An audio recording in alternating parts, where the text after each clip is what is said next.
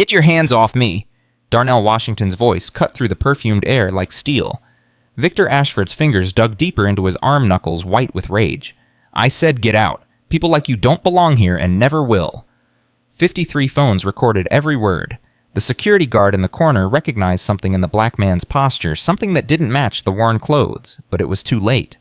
By tomorrow, this 67-year-old luxury empire would be nothing but ashes and regret. Victor Ashford had no idea he had just grabbed the arm of the man who owned everything beneath his feet. Before we continue, if you want to see how this satisfying story ends, subscribe to our channel and follow along until the very last moment. Drop a comment telling us which city you're watching from. We love seeing how far our stories travel across the world. Now let us go back to where it all began. The hospital room smelled like antiseptic and goodbye. Darnell Washington sat in a plastic chair holding hands with the woman who had given him everything. Keisha Washington was 71 years old. The cancer had hollowed her out over 18 months, stolen her strength, her hair, her ability to walk alone. But her eyes remained unchanged. Those eyes still carried the fire that had raised him alone in South Central Los Angeles, worked 3 jobs so he could attend private school, believed in him when nobody else did. Mama, you need to rest. I'll rest when I'm dead, baby, which should be any day now, so let me talk while I still can. Darnell's throat tightened. Don't say that. Why not? It's true. I've made my peace with God. Now I need to make my peace with you. There's nothing to make peace about. You gave me everything. Keisha squeezed his hand. Her grip was weak now. Nothing like the strong hands that had braided his sister's hair, scrubbed other people's floors, held him tight during the Rodney King riots. You remember that store, baby? The fancy one? Darnell went still. Which store, Mama? Don't play with me. You know which one. On Rodeo Drive. You were 12 years old. 26 years dissolved in an instant. Suddenly, Darnell was 12 again, wearing his best church clothes, holding his mother's hand as they walked into a world that was never meant for people like them. I remember, Mama. Tell me what you remember. Darnell closed his eyes. You had saved up for 3 months, $600. You wanted to buy yourself something nice for your 40th birthday, something from a real store. Keep going. We walked in and everybody stopped. The way people looked at us. A man in a gray suit started following us immediately. Keisha nodded slowly. Richard Ashford, the owner's son. He followed us through every department. When you picked up a scarf, he moved closer. When you asked a saleswoman about a handbag, she pretended not to hear you. And then? Darnell's jaw tightened. You wanted to try on a bracelet. Silver with small diamonds. The saleswoman looked at the man in the gray suit. He shook his head. She told you that bracelet wasn't available, but 5 minutes later, a white woman asked about the same bracelet, and they put it on her wrist immediately. Tears slipped down Keisha's hollow cheeks. You saw that. I saw everything, Mama. I saw how your shoulders curved inward. I saw how you stopped touching things. I saw how we walked out without buying anything, even though you had $600 in your purse. I felt so small, Darnell, like I had done something wrong just by existing in that space. You didn't do anything wrong. I know that now, but that day I felt like I had failed you, like I had shown you there were places where we would never belong. Darnell lifted his mother's hand to his lips. You showed me something more important. You showed me what needed to change. Keisha's eyes searched his face. Is that why you worked so hard, because of that day? Partly, but that day has never left me, Mama, not once in 26 years. Keisha was quiet for a long moment. The machines beeped steadily, marking time that was running out. I always wanted to go back there, she finally said. Every year on my birthday, I thought about walking in with my head held high, buying the most expensive thing they had. Why didn't you? Fear that nothing had changed, fear that I would feel small again. She coughed a wet, terrible sound. Promise me something, Darnell. Anything. Don't let them win. Don't ever let people like that make you feel small. Promise me you'll fight. I promise, Mama. The store is still there. The son runs it now. Victor Ashford. Darnell filed the name away. I know, Mama. I know all about him. Keisha smiled weakly. That's my boy, always doing your research. Rest now. I love you, Darnell. From the moment I first held you, I loved you more than my own life. I love you too, Mama, more than anything. Keisha Washington smiled one last time. Her grip relaxed. Her breathing slowed. 3 days later, she was gone. The funeral drew more people than the small Baptist church could hold. They stood in the aisles and spilled onto the sidewalk. Darnell had offered to rent a larger venue, but his Aunt Ruby refused. Your mama lived humble, and she would want to leave humble. Pastor Williams spoke about a woman who worked her fingers raw so her son could have opportunities she never had. About a woman who never missed a parent-teacher conference even when she had to take 3 buses each way. After the burial, Darnell found himself standing alone in his mother's bedroom. On the nightstand, a worn Bible lay open. A notepad sat beside it with her handwriting. Things to do before I die, the heading read. Below it, 1. See Darnell get married, crossed out. Maybe next life? 2. Meet my grandchildren, crossed out. God willing in heaven. 3. Go back to that store. Walk in like I belong. Buy something beautiful. The third item was not crossed out. His cousin Michael found him 20 minutes later holding the notepad, crying harder than he had at the funeral.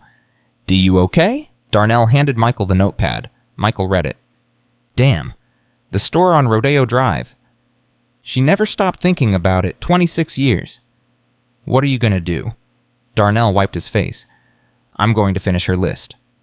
You're going to buy something from that store? No. Darnell's voice was different now, harder.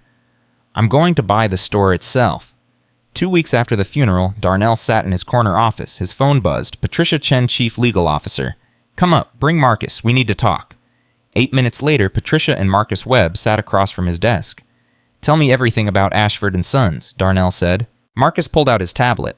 Founded in 1958 by William Ashford. Victor Ashford runs it now. Annual revenue approximately $11 million. Profit margin around 19%. Customer demographics were 92% white. Black customers less than 0.5%. Darnell let that number sit. Less than 0.5% black customers in a city that was 9% black. Complaints. Patricia took over. 47 documented complaints of discriminatory treatment in 2 years, all settled quietly. 3 lawsuits in the past decade, all with non-disclosure agreements. Who owns the building? Marcus checked his notes. Sterling Properties. The Ashfords pay $2.1 million per year in rent. Is the building for sale? Marcus made a call. Sir Sterling Properties is liquidating assets. Asking price is $47 million. Make an offer. Full asking price. Cash. Close within 72 hours. Marcus's jaw dropped. Darnell, what's the strategic value? The strategic value is personal, so he told them everything. His mother, the store, being 12 years old and watching a man follow them through aisles of beautiful things. His mother's list. When he finished, Patricia's eyes were wet. I want to know if anything has changed, Darnell said. If they would treat me the same way today. You could walk in as yourself, Marcus said. Darnell Washington walks into any store they roll out red carpets. That's my point. They would treat me differently because they know who I am. But what about people who look like me but don't have $3 billion? Patricia nodded. You want to go undercover? I want the truth. If they've changed, I'll learn something hopeful. If they haven't, I'll have evidence the whole world can see. Here's what I want. Buy the building. Don't announce it. I want the sale complete before I walk through those doors. Why? Because when I walk in, I want to already own everything Victor Ashford thinks is his. I want to know while he's looking down on me that I could end his world with one phone call. The next 3 months were careful preparation. Darnell's team built a comprehensive case file. They obtained security footage from previous lawsuits. They interviewed former employees. They hired investigators to pose as customers. Customers of color are approached 47% less frequently, Patricia reported. Watched more closely, asked for identification 3 times more often. Sales associates use code words when a person of color enters. What about security? Head of security is Ray Jackson, 50 years old, black, former Marine, former LAPD. From what we can tell, he's uncomfortable with how things operate, but he needs the job. His wife has MS. Darnell filed that away. Timeline. Building sale closes June 14th at midnight. Conference room B on the 4th floor will be ready by noon June 15th. Schedule a board meeting for 3 p.m. The night of June 14th, Darnell stood in his closet looking at his father's old work clothes. Raymond Washington had died when Darnell was 8, fallen from scaffolding on a construction site. Darnell had kept his clothes for 30 years. The worn jeans, the faded hoodie, the steel-toed boots. He put them on and looked in the mirror. A different man looked back. Not Darnell Washington, billionaire, just a black man in old clothes who would be watched carefully in certain stores. His phone buzzed. Patricia. Building sale closed. You own 8547 Rodeo Drive. Conference room B will be ready by noon. Good. Are you sure about going in alone? This has to be real. Just me walking into a store asking to see merchandise. If that triggers discrimination, we have our answer. June 15th dawned bright and hot. Darnell dressed in his father's clothes. At 2:30, he walked to Rodeo Drive. At 2:43, he stood outside Ashford & Sons. The store looked exactly as he remembered. Glass doors, crystal chandeliers, a world that had once made his mother feel like she didn't belong. His phone buzzed. Patricia. We're ready. Your mother would be proud. He pushed through the glass doors. The shift was immediate. Eyes moved toward him in a wave. A security camera captured his entrance at 2:47 p.m. Near the handbag display, a young woman named Destiny Collins pulled out her phone and started recording on TikTok. Darnell walked toward the watch counter. Behind it, sales associate Megan Torres was helping an elderly white woman. Megan glanced at Darnell, assessed his worn clothes, and turned her shoulder toward him. Darnell waited. 1 minute, 2, 3, 4. Destiny's stream attracted 100 viewers. Comments began. Why is she ignoring him? Excuse me, Darnell said. When you have a moment. Megan didn't turn. I'll be with you shortly. The elderly woman finally left. Megan began reorganizing displays. I'd like to see the Patek Philippe Nautilus, please. Megan turned with a dismissive expression. Sir, that piece is very expensive. Over $127,000. I can read price tags. Perhaps you'd be more comfortable at our outlet location. I'm comfortable here. Ray Jackson watched from his position near the entrance. The black customer was too calm, too controlled. Men who wandered into wrong places showed nervousness. This man stood like a predator waiting. Sir, Megan's voice dropped. I don't want to embarrass you, but if you can't afford it, did I say I couldn't afford it? You didn't have to. What do you mean by that? Her eyes flickered over his appearance. We have protocols. We can't let just anyone. Just anyone. Megan flushed. Sir, I'm going to ask you to lower your voice. My voice is calm. I'd like to speak to a manager. Christine Palmer approached, heels clicking. Good afternoon. I'm Christine Palmer, store manager. I'd like to see the Nautilus. Your associate seems reluctant. Christine assessed him. Worn clothes, scuffed boots. That piece requires a deposit before handling, $30,000. Destiny's stream hit 800 viewers. Darnell nodded. I can provide that. Christine blinked. You can... Is that a problem? Darnell produced his wallet and placed a black American Express Centurion card on the counter. Christine picked it up, registering the titanium weight. I'll need to verify this. As Christine walked to the terminal, the back door opened.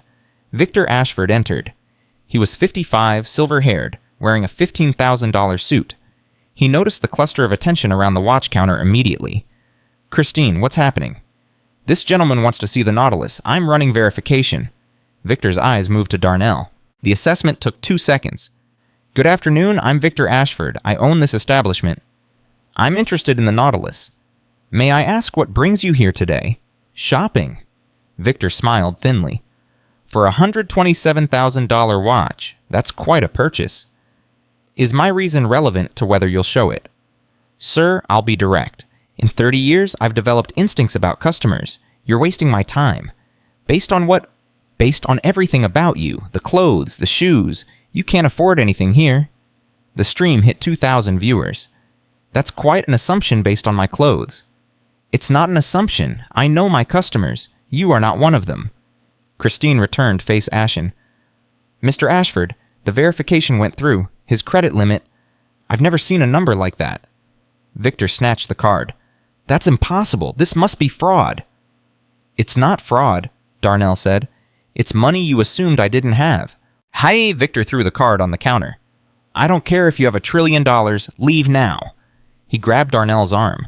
Phones captured it from every angle. Ray Jackson started forward, then stopped. Darnell looked at Victor's hand. Get your hands off me. Or what? Or you'll regret it for the rest of your life. Victor's grip tightened. His face was inches from Darnell's. People like you don't belong here. People like you never will. You can flash your credit cards all you want. Your kind never has and never will belong in places like this. Get out before I have you arrested. 23,000 viewers watched those words. 31,000 shares within the next minute. Darnell removed Victor's hand. Mr. Ashford, thank you. Thank me. You've given me exactly what I came for. He checked his watch. I have a meeting at 3. Conference room B, 4th floor. Victor laughed. There's no conference room B. There is now. As of midnight, I own this building. I own the ground you're standing on. Victor's face drained of color. My name is Darnell Washington, CEO of Washington Capital Group, worth $3.2 billion.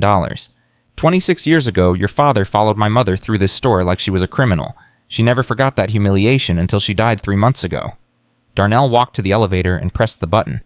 I came to see if anything changed. You answered clearly in front of 50,000 witnesses. The doors opened. He stepped inside. Check your email. You have a meeting. The next 24 hours will determine whether your family's legacy ends with you. The doors closed. Victor stood motionless, surrounded by silence and the sound of phones, capturing his downfall. In the elevator, Darnell allowed himself one small smile. That was for you, Mama. That was for both of you. The real meeting was about to begin.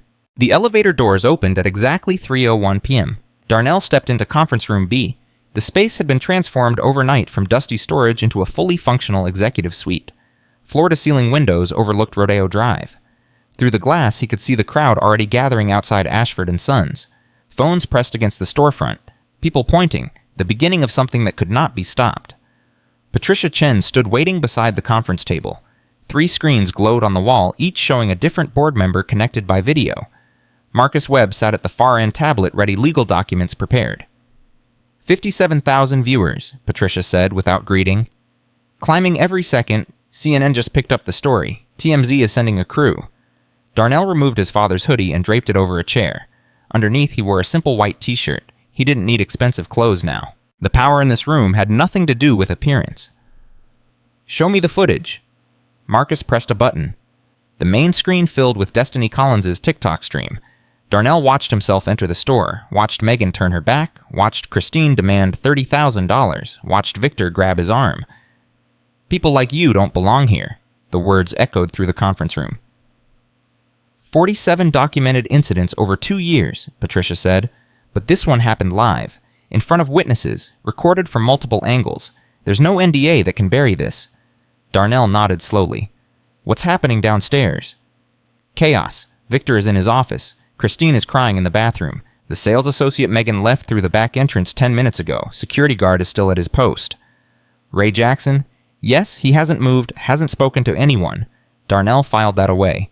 Call Victor. Tell him conference room B, 5 minutes. Shh. Patricia made the call. Darnell could hear Victor's voice through the phone, high and desperate. I don't know who you people think you are, but I'm calling my lawyers. This is harassment. This is entrapment. You set me up. Patricia's voice was ice. Mr. Ashford, you have 5 minutes to reach conference room B. After that, we proceed without you. Your choice. She hung up. The next 4 minutes felt like hours. At 3:07 p.m., the conference room door opened. Victor Ashford entered like a man walking to his execution. His silver hair was disheveled.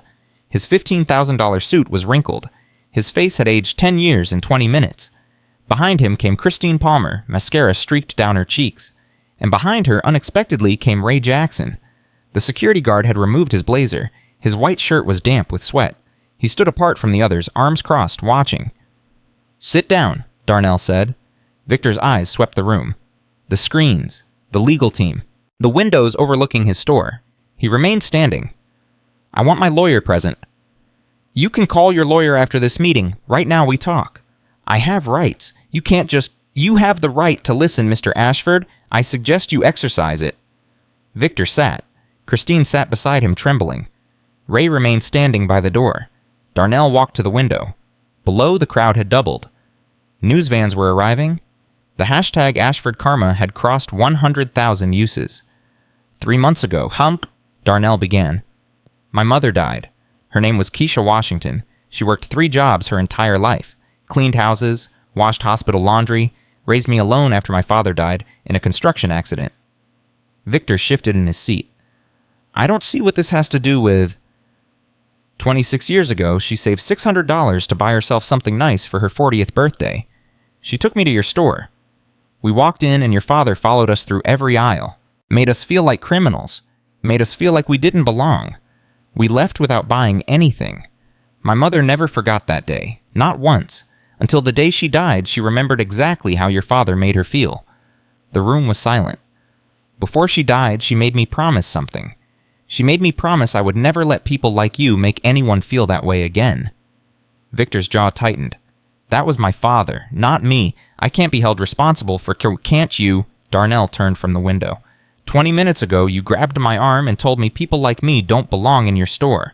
Your father did it in 1999. You did it in 2025. 26 years and nothing changed. Except now, 57,000 people watched you do it, and that number is climbing every second. Christine let out a small sob. 63,000, Marcus reported quietly. Local news is running the clip. ABC, NBC, CBS. Victor's face went gray. This is a setup. You came in dressed like that specifically to provoke a reaction. You manipulated the situation. I came in dressed in my father's old clothes. The clothes he wore to work every day until he fell off a scaffold and died because his company didn't provide proper safety equipment. There was nothing manipulative about my appearance. There was nothing provocative about asking to see merchandise. The only thing that happened in that store was you showing exactly who you are. You could have told me who you were. You could have shown identification. Instead, you let me... Let you what? Let you treat me the way you treat everyone who looks like me. Let you reveal your true character. That's not manipulation, Mr. Ashford. That's exposure. Patricia stood and connected her laptop to the main screen. Let me show you what exposure looks like. Charts and graphs filled the display. Customer demographics, complaint records, settlement figures, security footage stills, 47 documented complaints of discrimination in 24 months, 3 civil rights lawsuits settled with non-disclosure agreements totaling $1.4 million. Customer satisfaction among non-white shoppers averaging 2.1 out of 10. Staff turnover rate of 67%, with exit interviews citing uncomfortable work environment as the primary reason. Victor stared at the numbers. Where did you get this, legal discovery, public records, former employee interviews, your own security footage which your lawyers thought they had destroyed, but which was backed up on a cloud server you forgot you were paying for? Christine covered her face with her hands. This isn't just about today, Patricia continued. This is about a pattern, a systematic practice of discrimination that has been documented, covered up, and repeated for decades. Today's incident isn't an anomaly, it's evidence. The timestamp on the TikTok stream showed 3:15 p.m. Viewer count had crossed 70,000. Darnell sat down across from Victor. Here's where we are. I own this building. Your lease allows termination with 30 days' notice for any violation of civil rights law. What happened downstairs was witnessed by nearly 100,000 people and counting. The legal liability alone could bankrupt you. You're threatening me. I'm informing you there's a difference. Ray Jackson spoke for the first time. His voice was low-controlled. Mr. Washington, may I say something? Everyone turned toward the security guard. Go ahead. Ray stepped forward. I've worked at Ashford & Sons for 3 years. I've watched what happens in that store. I've seen customers followed it. I've seen people treated like criminals because of how they look. I've been ordered to make certain customers uncomfortable to stand close to them, to make them feel watched until they leave. Victor's face reddened. Ray, what are you... I'm telling the truth, Mr. Ashford. Something I should have done a long time ago. Ray turned to Darnell. I recognized something in you the moment you walked in. The way you carried yourself. You weren't nervous. You weren't afraid. You were waiting. I knew something was wrong, but I didn't say anything. I didn't stop it. I'm complicit. Why didn't you speak up? Because I need this job. My wife has MS medical bills take everything we have. I couldn't afford to be unemployed. Ray's voice cracked. But watching what happened today, watching Mr. Ashford say those things to you, I realized something. Some prices are too high. Some compromises cost too much. The room was silent. I'm done, Ray said. Whatever happens next, I'm done being part of this. He removed his Ashford & Sons security badge and placed it on the table. Victor stared at the badge like it was a grenade. Ray, you're making a mistake. You need this job. Your wife. My wife would be ashamed of me if she knew what I've been doing, what I've been helping you do. Ray straightened. Mr. Washington, I don't know what your plans are, but if there's any way I can help make this right, I'm willing. Darnell studied the security guard for a long moment. Sit down, Mr. Jackson. You'll want to hear what comes next. Ray sat. Patricia pulled up a new slide. 3 options appeared on screen. Option 1, immediate lease termination. Ashford & Sons closes within 30 days. All assets liquidated. Victor Ashford faces personal liability for documented discrimination. Estimated legal exposure $3 to $7 million. Victor's hands shook. Option 2, legal action proceeds. Washington Capital Group files civil rights complaints with the California Department of Fair Employment and Housing, the EEOC, and federal court. All 47 incidents become public record. Criminal charges possible for today's assault. Estimated timeline 2 to 3 years of litigation. Estimated cost to Ashford & Sons complete financial ruin. Christine was openly weeping now. Option 3, comprehensive reform. New ownership structure with Darnell Washington as majority stakeholder. Complete operational overhaul. New management team. Mandatory diversity training. Community advisory board. Public accountability metrics. Ashford & Sons continues to operate under strict oversight. Victor found his voice. You want to take my store. I want to fix your store. My family built this business 67 years. Your family built a business on the foundation of making people feel worthless. Your grandfather opened this store in 1958, 3 years after Emmett Till was murdered for allegedly whistling at a white woman. Your father continued the legacy. You continued it further. 67 years of making people like my mother feel like they didn't belong. That's not fair. Times were different. Times changed. You didn't. Darnell leaned forward. Option 1 destroys you. Option 2 destroys you slowly. Option 3 gives you a chance to be part of something better. Victor's lawyer, who had been patched in via phone, finally spoke. Mr. Ashford, I strongly advise against making any decisions without proper legal counsel present in person. Your legal counsel got you into this situation, Patricia responded. 3 settlements, 3 NDAs, 3 opportunities to change, and instead you just paid people to be quiet. That strategy ended today. The timestamp showed 3:28 p.m. The TikTok stream had crossed 100,000 viewers. Twitter was exploding. The hashtag boycott Ashford was trending nationally. Marcus reported the numbers quietly. Stock analysts are asking questions about Washington Capital Group's retail strategy. Press inquiries coming in from New York Times, Washington Post, CNN, MSNBC, Fox News. Darnell stood. I'll give you 1 hour to decide, Mr. Ashford. During that hour, I suggest you watch what's happening outside. Watch the news coverage. Read the social media comments. See exactly what your 67-year legacy looks like in the light of day. He walked toward the door. Wait. Victor's voice cracked. What do you want? Really? What's this really about? Darnell stopped. He turned back. When I was 12 years old, I watched my mother shrink. I watched her become smaller and smaller as your father followed us through your store. I watched her confidence drain away. I watched her stop touching things, stop looking at things, stop believing she had any right to exist in that space. She never recovered. Not fully. That day lived inside her for 26 years. He took a step closer to Victor.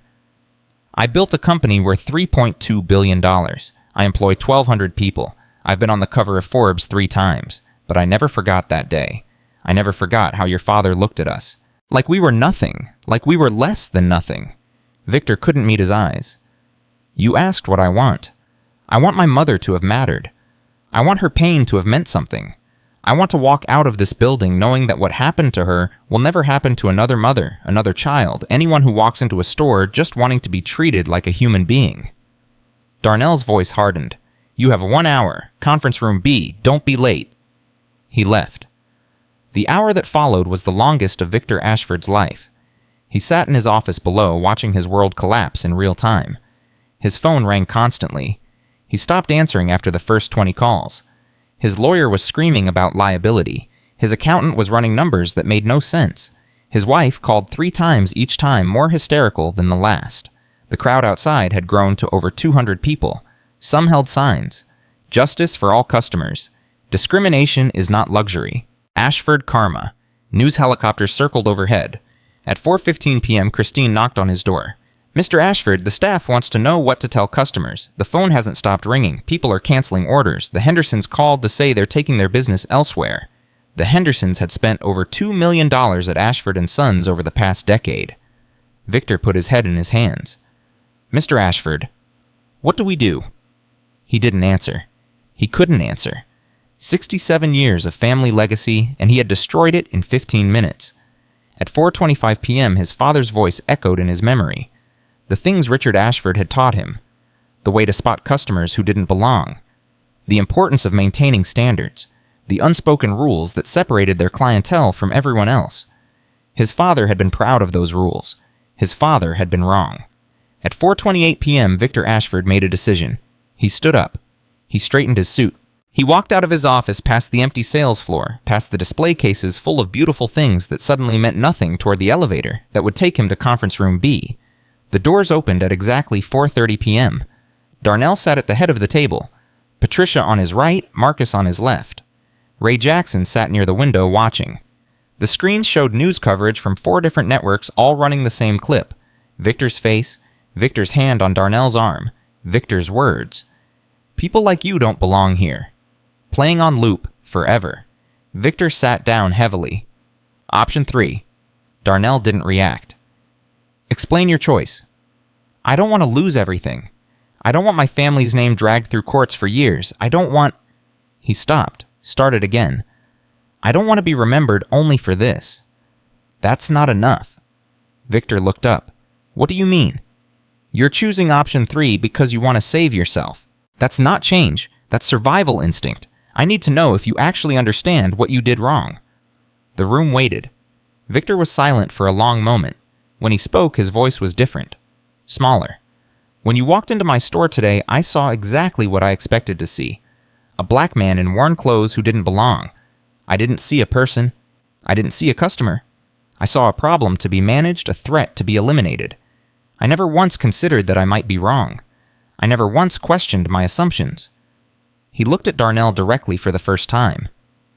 Your mother came into my father's store 26 years ago. I was there. I was 29 years old, learning the business. I watched my father follow her. I watched him make her uncomfortable. I watched her leave. And I remember thinking, that's how you maintain standards. That's how you protect the brand. Tears formed in Victor's eyes. I never thought about her as a person. I never thought about the little boy holding her hand. I never considered what it felt like to be on the other side of those looks, those assumptions, that treatment. She was just a category, a type. Not someone's mother, not someone who had saved for months to buy herself something nice. His voice broke. I am my father's son. I learned everything he taught me, and everything he taught me was wrong. The room was absolutely silent. Today, when I grabbed your arm, when I said those words, I was doing exactly what he did. Exactly what he trained me to do, protecting the brand, maintaining standards, deciding who belonged and who didn't, based on nothing but appearance and prejudice. Victor wiped his eyes with the back of his hand. I'm sorry. I'm sorry for what I did today. I'm sorry for what my father did to your mother. I'm sorry for every person who walked into our store and was made to feel less than human. I can't undo 67 years of harm, but I can choose to stop. I can choose to be different, if you'll let me. Darnell studied Victor for a long moment. Patricia, the documents. Patricia slid a folder across the table. Victor opened it with trembling hands. This is the option 3 agreement. Read it carefully. You're signing over 60% ownership of Ashford & Sons to Washington Capital Group.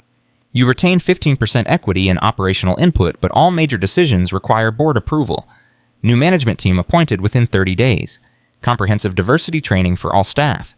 Community advisory board with real authority.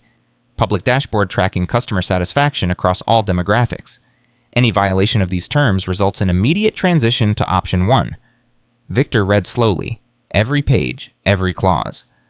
There's more, Darnell said. $500,000 to civil rights organizations. $100,000 to the NAACP Legal Defense Fund. $50,000 annual scholarship in my mother's name for students pursuing civil rights law. Victor looked up. Your mother's name, the Keisha Washington Foundation. Every year, students will receive money for education because of what your family did to her. Her pain will create opportunity. Her humiliation will fund justice. Victor's hand shook as he picked up the pen. Before you sign, Darnell said, understand what you're agreeing to. This isn't just a business arrangement. This is a commitment to change. Not because you're afraid of consequences, because you believe it's right.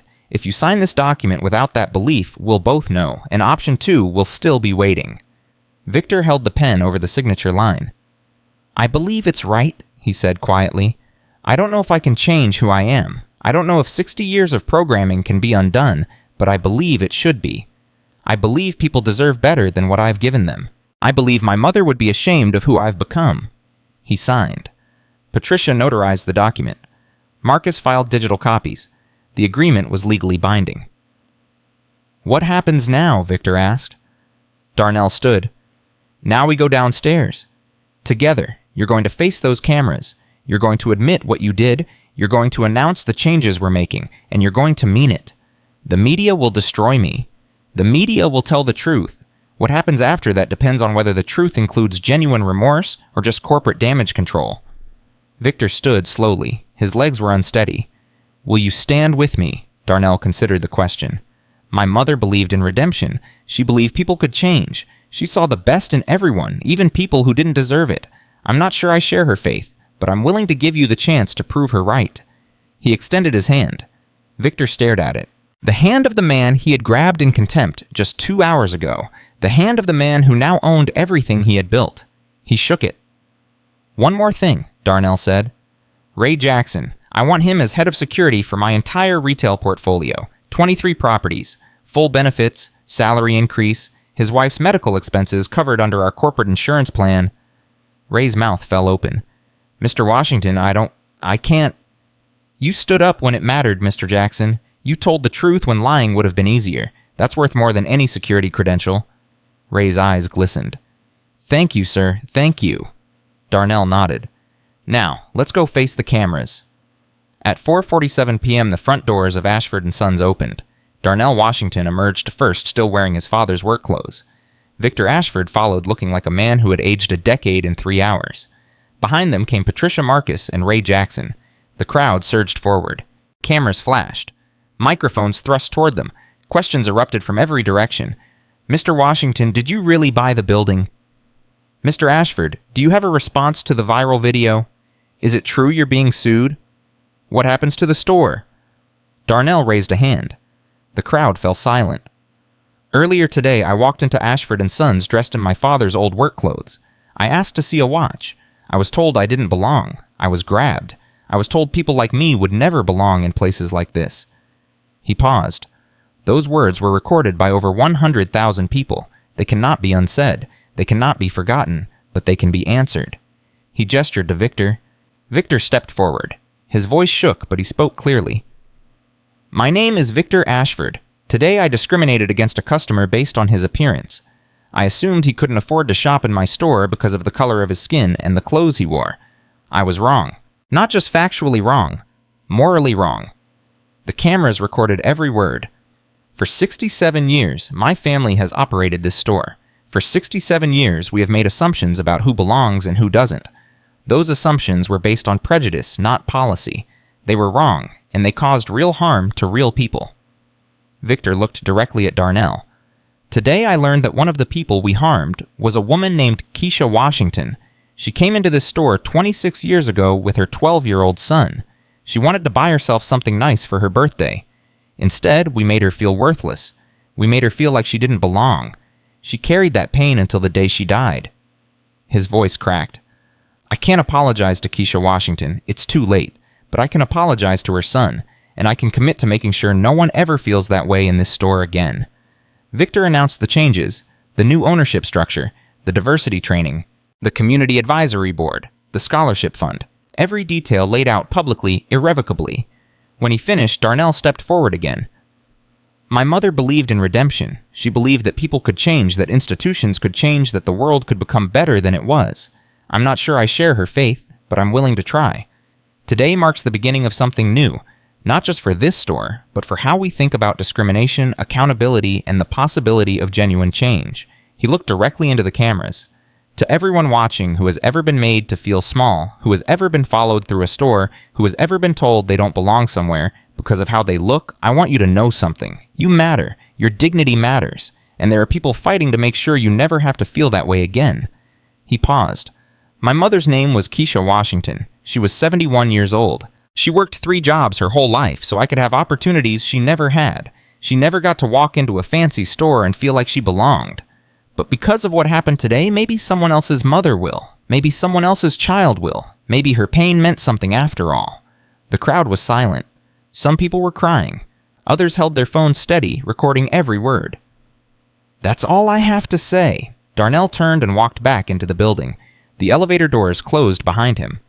In conference room B, he stood alone at the window, looking down at the crowd, the cameras, the world that was watching. His phone buzzed. A text from his Aunt Ruby. Saw the news. Your mama would be so proud. She's smiling down right now, baby. She's finally at peace. Darnell Washington, CEO, billionaire son of Keisha Washington, allowed himself to cry. The timestamp read 5:02 p.m. In 3 hours, he had exposed 67 years of discrimination, forced the transfer of a family business, created a foundation in his mother's name, and given a security guard a new life. But the real work was just beginning. The tears lasted exactly 90 seconds. Darnell wiped his face, took a deep breath, and turned away from the window. There was no time for grief. Not yet. The press conference had bought them a news cycle, maybe 2, but the real battle was just beginning. Patricia entered conference room B at 5:07 p.m. We have a problem. Darnell straightened. What kind of problem? Christine Palmer. She's talking to a lawyer. Says she's going to sue for wrongful termination. Claims she was just following Victor's orders, that she's being scapegoated. She hasn't been terminated yet. She knows it's coming. She's getting ahead of it. Patricia set her tablet on the table. Her lawyer is Richard Castellano, personal injury specialist, but he's handled a few employment cases. Not top tier, but aggressive. He's already threatening to go to the media with her side of the story. Darnell considered this. What's her side? That Victor created a hostile work environment, that she was pressured to discriminate, that she personally objected to the treatment of minority customers but was overruled, that she's a victim, not a perpetrator. Is any of that true? Patricia pulled up a file. I have 17 documented instances of Christine Palmer personally directing staff to watch, follow, or discourage customers of color. 8 former employees willing to testify that she used code words like inventory check to signal security when black customers entered. 3 written complaints from staff members who said she created a culture of discrimination. So she's lying.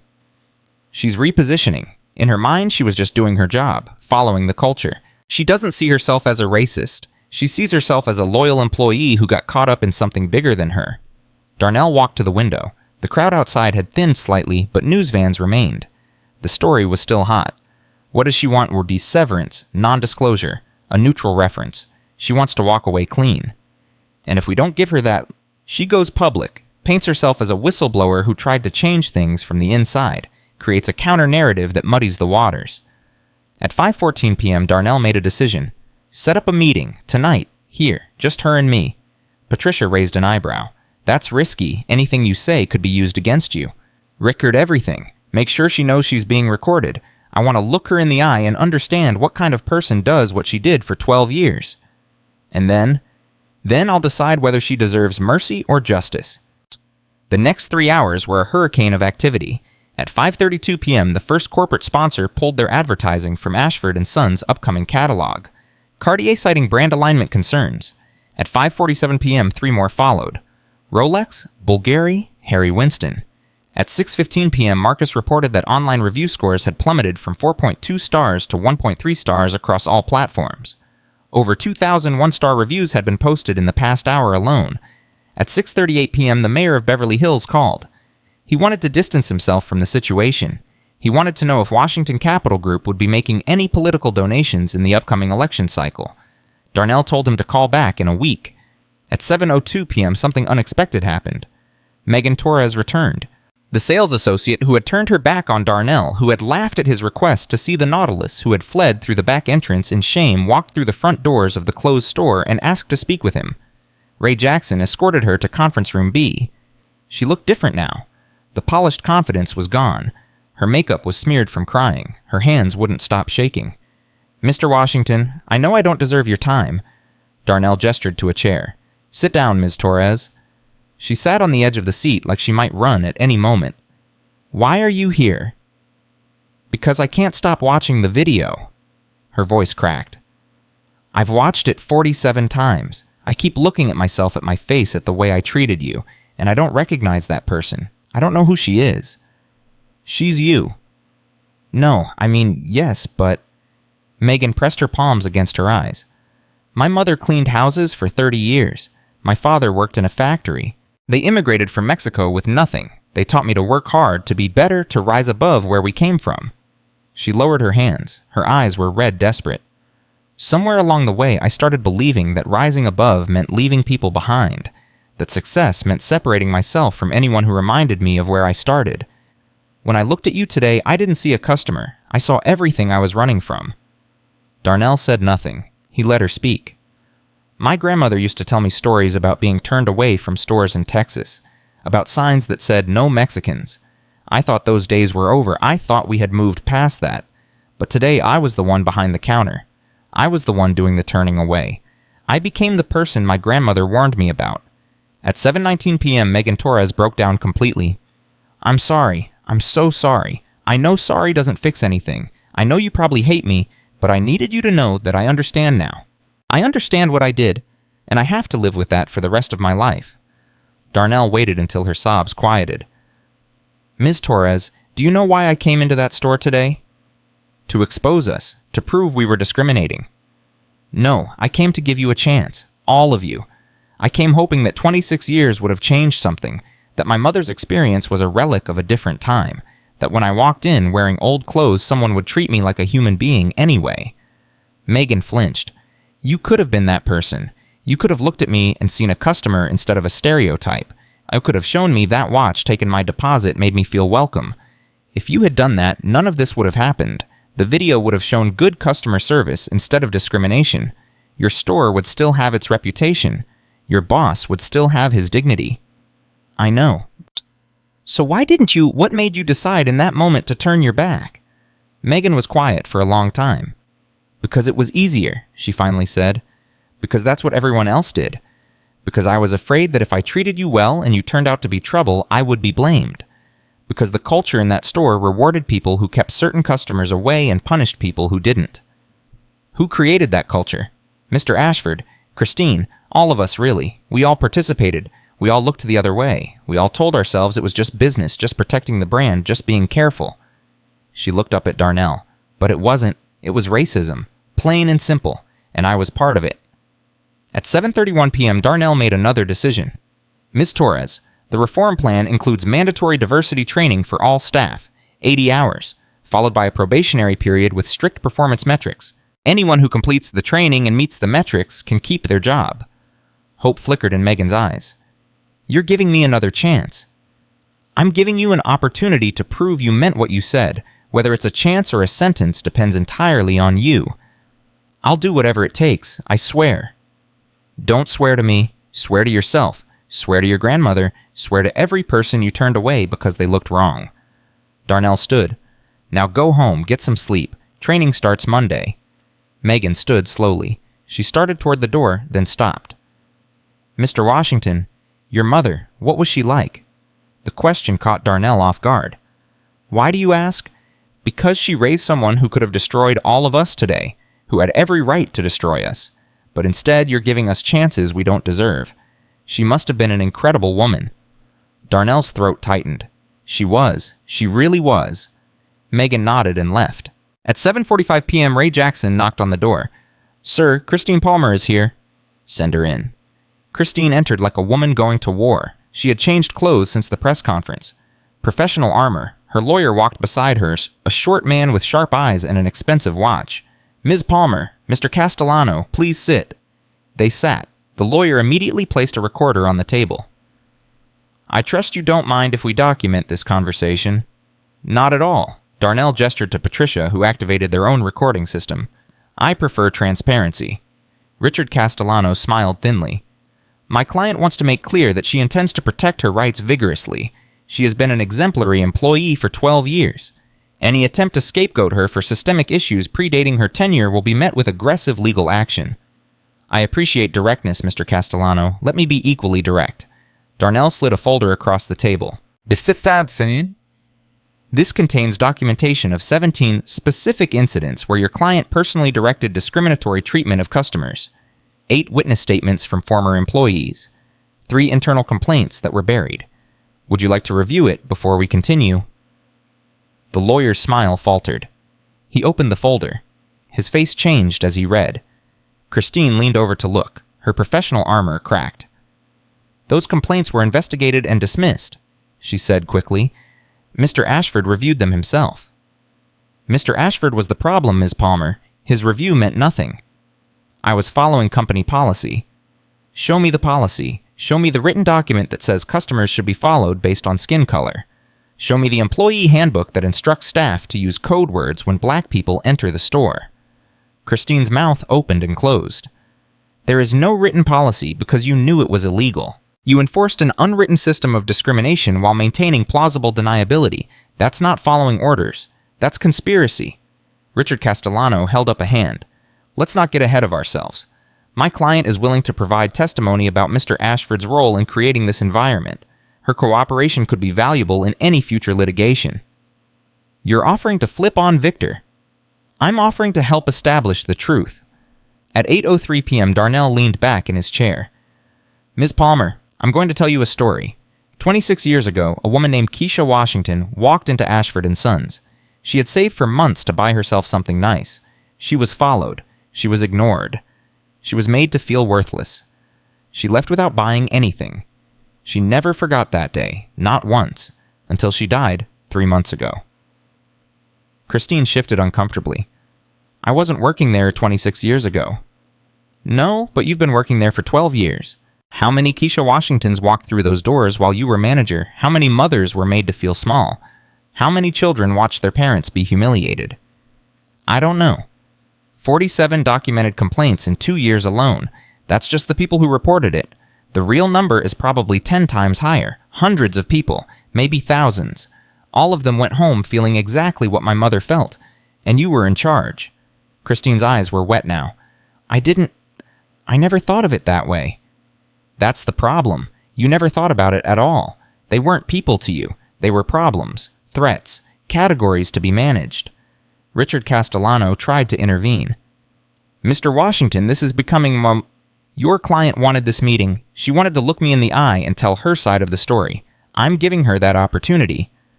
Darnell turned back to Christine. So tell me, what is your side of the story, not the legal version? Not the version your lawyer crafted to protect you. The real version. What did you think you were doing all those years? The room was silent.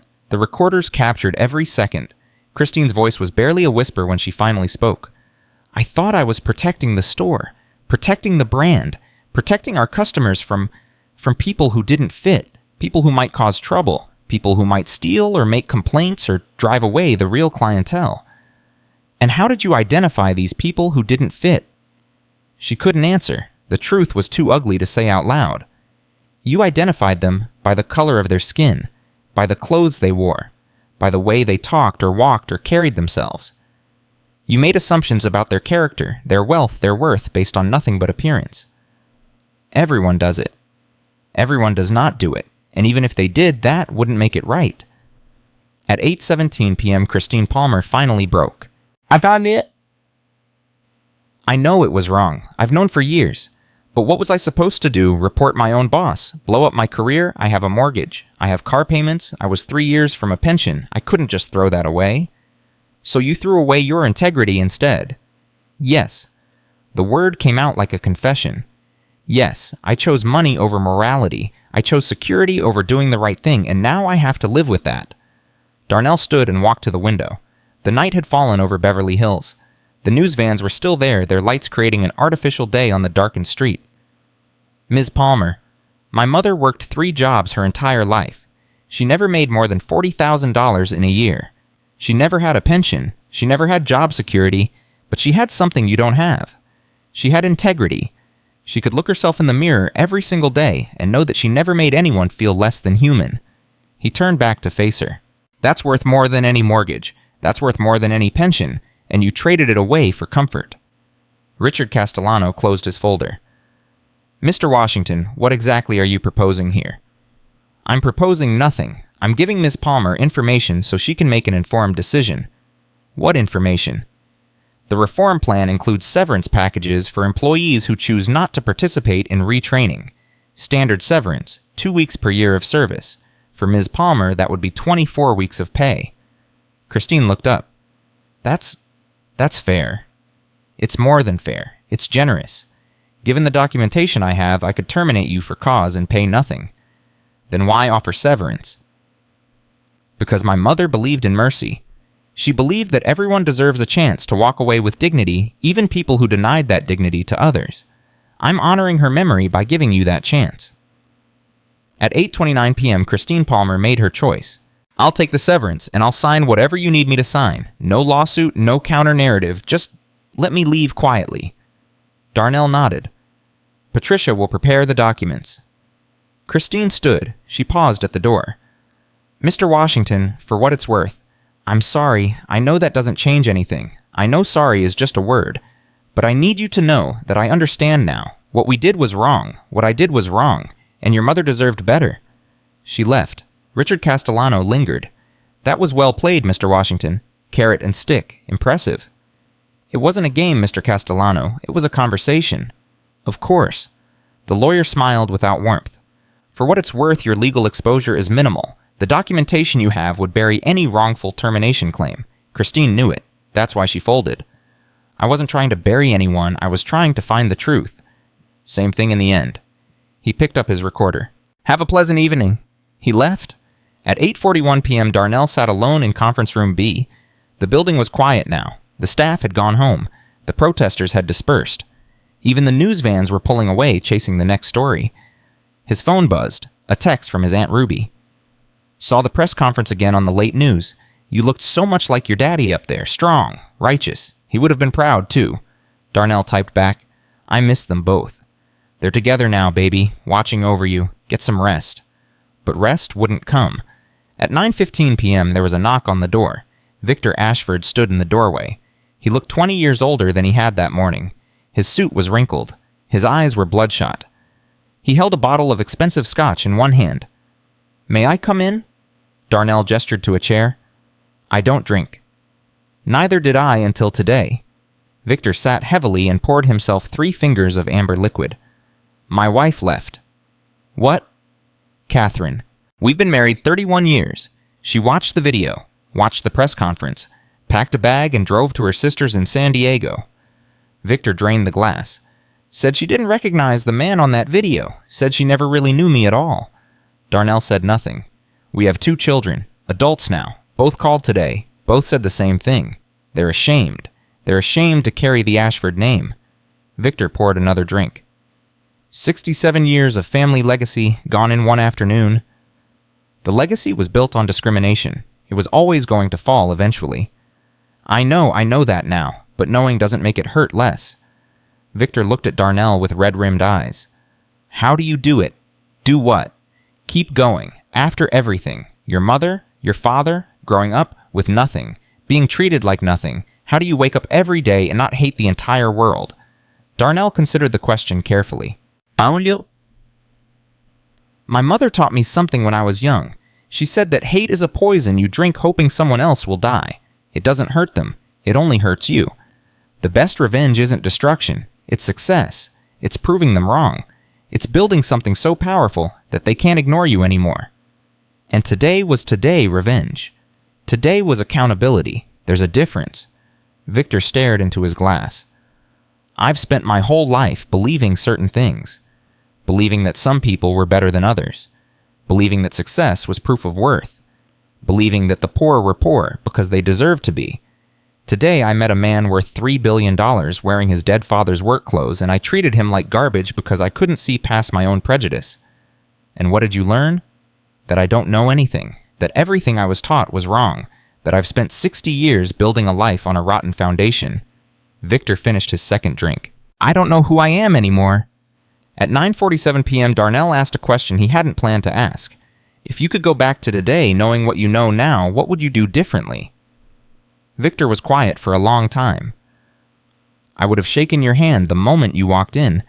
I would have asked what you were looking for and how I could help. I would have treated you like any other customer regardless of what you were wearing. I would have seen a person instead of a category. And 26 years ago, your father and my mother, I would have stopped him. I was there, you know. I watched him follow her through the store. I watched him make her uncomfortable. I could have said something. I could have intervened. Instead, I stood there and learned his techniques. Learned how to spot the customers who didn't belong. Learned how to make them feel unwelcome without saying anything actionable." Victor's hands shook. I learned from my father, and he learned from his father, and somewhere along the line, this poison got passed down through generations. 3 generations of Ashfords all teaching our children that some people matter and some people don't. And now I have to figure out how to break the chain, how to be different, how to teach my children and grandchildren something better than what I was taught. He looked at Darnell. If you'll help me. Why would I help you? Because you're already helping everyone else. Megan Torres, Ray Jackson, the customers who will benefit from the reforms, the students who will get scholarships in your mother's name, everyone except me. I'm the villain in this story. I'm the one who grabbed your arm and said those words. I'm the one who deserves to be destroyed. And I don't want to be destroyed. I want to be different. I want to prove that change is possible. I want to show my children and my wife and everyone who saw that video that the man on screen is not who I have to be. At 10:02 p.m., Darnell made the last decision of a very long day. The reform plan includes a community advisory board, 7 members, civil rights leaders, local business owners, representatives from the communities we harmed. They'll have real power, real oversight, the ability to hold us accountable. I know, I signed the agreement. I want you on that board. Victor's glass stopped halfway to his lips. What? Not as the reformed villain seeking redemption, as a cautionary tale. I want you to sit in those meetings and explain to the community members exactly how discrimination works from the inside. The code words, the subtle signals, the culture of exclusion. I want you to help them understand so they can spot it in other businesses, other institutions. You want me to expose my own methods. I want you to teach people how to fight back against people like you. Victor set down his glass. That's brutal. That's justice. You don't get to quietly disappear and rebuild your reputation somewhere else. You stay here. You face the people you hurt. You answer their questions. You listen to their stories. And maybe over time you earn back a fraction of the dignity you stripped from others. And if I refuse, then option 2 is still available. Legal action, public records, criminal charges, your choice. Victor stared at Darnell for a long moment. Your mother must have been something special to raise a son like you. She was. She was everything. I wish I could have known her, the real her, not the category I put her in. It's too late for that, but it's not too late for the next person who walks through your doors. Victor stood slowly. He extended his hand. I accept your terms, all of them. The advisory board, the testimony, the accountability, whatever it takes to become someone my family doesn't have to be ashamed of. Darnell shook his hand. Training starts Monday. Be there at 8 a.m.? I will. Victor walked to the door. He paused with his hand on the frame. Mr. Washington? Darnell? Thank you. For what? For not destroying me when you had every right to, for giving me a chance to be better. I know I don't deserve it, but I'm grateful. He left. At 10:23 p.m., Darnell Washington stood alone in Conference Room B for the last time. Through the window, he could see the lights of Beverly Hills stretching toward the ocean. Somewhere out there, people were living their lives unaware of what had happened today, unaware that a woman named Keisha Washington had finally gotten justice 26 years too late. He pulled out his phone and called Patricia. How are we doing? Media coverage is overwhelmingly positive. The video has been viewed 3 million times.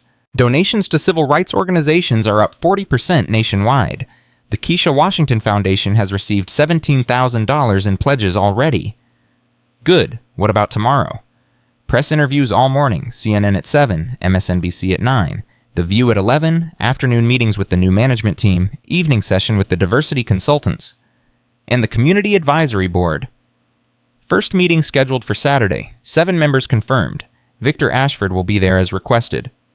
Make sure there's security. Some of those community members are going to have strong feelings about sitting across from him. Already arranged. Ray Jackson is handling it personally. Darnell smiled. Good man, Ray. He's already proven it. Sir, you should get some rest. Tomorrow is going to be intense. I know, I just need a few more minutes. Of course. Good night, Darnell. Good night, Patricia. He hung up. At 10:41 p.m., Darnell pulled his father's hoodie back on. The fabric was soft against his skin, worn smooth by years of labor. It still smelled faintly of cedar and something else, something he couldn't name but recognized instantly as home. He had worn this hoodie to honor his father's memory, to remind himself where he came from, to test whether the world had changed. The world hadn't changed enough. But today it had changed a little. He took the elevator down to the ground floor. The store was dark and empty. The display cases still held watches worth more than most people's houses. The crystal chandeliers still sparkled in the security lights. Nothing had changed physically, but everything had changed otherwise. He walked through the front doors and stood on the sidewalk where his mother had stood 26 years ago. The night air was warm. Beverly Hills was quiet. The stars were invisible behind the city lights, but Darnell knew they were there. They were always there, even when you couldn't see them. "I did it, Mama," he said quietly.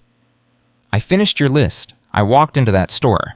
I made them see me. I made them accountable. And I started something that's going to help people for years to come. Your name is going to be on scholarships. Your story is going to teach people about dignity and justice. You're going to matter even more now than you did when you were alive." A breeze stirred the palm trees. Somewhere in the distance, a car horn honked. "I miss you every day. I wish you could have seen this. I wish you could have walked in there with me, held your head high, bought something beautiful. But I did it for both of us. I did it for every mother who was ever made to feel small. I did it for every child who ever watched their parent be humiliated." Tears slipped down his cheeks. He didn't wipe them away. "Rest now, Mama. You earned it. I'll keep fighting. I'll keep building. I'll make sure your name means something. I promise." At 10:58 p.m., Darnell Washington walked to his car. Tomorrow would bring interviews and meetings and the hard work of transformation. Tomorrow would bring challenges he couldn't yet imagine. Tomorrow would be the beginning of something new. But tonight, he had kept his promise. Tonight, Keisha Washington's son had made her proud. Monday arrived like a reckoning. Darnell stood in the lobby of Ashford & Sons at 7:47 a.m., watching the employees file in. Some walked with heads down, avoiding eye contact. Others moved with nervous energy, unsure whether they still had jobs. A few looked defiant, resentful, already planning their resignations. Ray Jackson stood by the door, clipboard in hand, checking names. 14 confirmed, Ray reported. 3 no-shows. Christine Palmer collected her severance Saturday. The 2 floor managers submitted resignations by email last night. Anyone we should be concerned about, and Jennifer Walsh, senior sales associate. Been here 9 years. Word is she's been talking to the others, saying this is all a publicity stunt, that things will go back to normal once the media moves on. Bring her to me first. At 8:02 a.m., Jennifer Walsh entered conference room B. She was 43 years old, blonde with the kind of polish that came from decades in luxury retail. Her posture radiated hostility before she even sat down. "Ms. Walsh, thank you for coming." "Did I have a choice?" "Everyone has choices. You chose to show up today. That tells me something." Jennifer crossed her arms. "It tells you I need a paycheck, same as everyone else." "Fair enough. Let me tell you what the next 8 weeks look like. 80 hours of diversity training, new customer service protocols, performance metrics tied to inclusive behavior, weekly evaluations. Anyone who completes the program and meets the standards keeps their position with a 15% raise. And anyone who doesn't, severance. 2 weeks per year of service, neutral reference." Jennifer's eyes narrowed.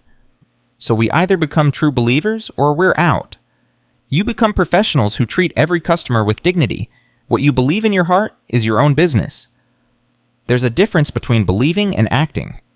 Yes, and right now I only care about actions. Beliefs can change over time. Behavior needs to change immediately. At 8:14 a.m., Jennifer asked the question everyone was thinking. "Why are you doing this?" "Really? You could have just shut us down, collected the insurance on the building, walked away with your revenge complete. Why bother trying to fix something that's been broken for 67 years? Darnell leaned back in his chair. "Because my mother would have wanted it this way. She didn't believe in destruction. She believed in transformation. She spent her whole life helping people become better versions of themselves. Kids she babysat, patients at the hospital, even my father when he was alive. She never gave up on anyone." "Sounds like a saint." "She wasn't a saint. She was a woman who worked 3 jobs and still found time to volunteer at church and help neighbors with groceries and make sure I did my homework every night. She was tired and stressed, and sometimes she cried when she thought I couldn't hear. But she never stopped believing that people could be good if you gave them the chance." Jennifer's hostility flickered, just for a moment. "She sounds like my grandmother." "Maybe she was. Maybe all the grandmothers who raised us had the same dreams. Maybe they all wanted a world where their grandchildren wouldn't be judged by appearances. Maybe we owe it to them to build that world." At 8:23 a.m., Jennifer Walsh made a decision. I'll do the training, all 80 hours, but I'm not promising anything beyond that. That's all I'm asking. Show up, do the work, see what happens. She stood to leave, then paused at the door. Mr. Washington, the video, the one of you and Mr. Ashford. I've watched it probably 50 times. And I kept waiting for you to explode, to yell, to hit him. When he grabbed your arm, said those things to your face, I thought for sure you were going to lose it. But you didn't. You stayed completely calm. How? Darnell smiled slightly. Practice? A lifetime of practice. Every black man in America learns how to stay calm when someone is trying to provoke him. We learn it young and we never forget, because losing control even for a second can cost us everything. Jennifer absorbed this. I never thought about it that way.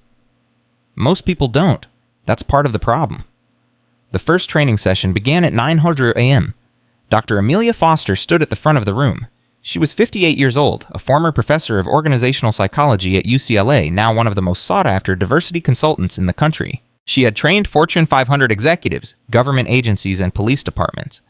She had seen every form of resistance, every type of excuse, every variation of denial. 14 employees sat in folding chairs. Victor Ashford sat in the back row, conspicuously present. Good morning. My name is Dr. Amelia Foster. Over the next 8 weeks, we're going to have some uncomfortable conversations. Some of you will get defensive, some will get angry, some will decide this is all a waste of time. That's normal. That's expected. What matters is what you do with those feelings. A young man in the second row raised his hand. What if we don't think we're racist? What if we think this whole thing is an overreaction? Then you'll have an opportunity to examine that belief and see if it holds up. What's your name? Derek Miller. I've worked here 2 years. I never discriminated against anyone. Dr. Foster nodded. Derek, tell me about your customer interactions. When someone walks in, what's the first thing you notice about them? Their clothes, I guess, their attitude, whether they look like they're shopping or just browsing. And based on those observations, how do you decide who to approach first? Derek hesitated. I don't know. Instinct, I guess. Describe that instinct. I look for customers who seem serious, who look like they know what they want, who look like they can afford to buy something. And what does someone who can afford to buy something look like? The room went silent.